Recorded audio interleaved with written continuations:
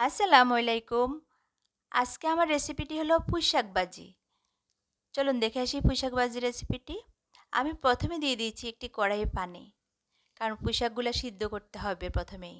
পুঁইশাকগুলো সিদ্ধ করতে কিন্তু একটু পানি লাগে। অন্য শাকের থেকে কিন্তু পুঁইশাকটা একটু টাইম লাগে কারণ এটা কিন্তু মানে এটাতে ডাঁটা থাকে। পুঁইশাকের ডাঁটাটাও আমি একসাথে দিয়ে দিয়েছি তাই একটু সিদ্ধ করতে হবে। আমি ঢাকনা দিয়ে কিন্তু একটু পুঁইশাকগুলাকে প্রথমে কমিয়ে নিচ্ছি।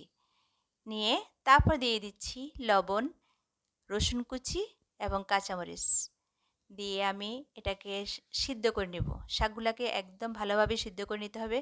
চুলাটা কিন্তু হাই হিটে রাখতে হবে। ঢাকনা দিয়ে রান্না করছি সিদ্ধ হওয়ার জন্য, বাট চুলা কিন্তু হাই হিটে থাকতে হবে, নাহলে কিন্তু শাকের কালার নষ্ট হয়ে যাবে। আমার শাকের দেখেন কালারটা কিন্তু নষ্ট হয়নি, একই ছিল। শাক সিদ্ধ হয়ে গেছে, এখন আমি বাগার দেবো। আমি দিয়ে দিয়েছি শুকনা মরিচ, দিয়ে একটু টেলে নিয়েছি, নিয়ে পেঁয়াজ দিয়ে পেঁয়াজটা জাস্ট নরম করে নিয়েছি।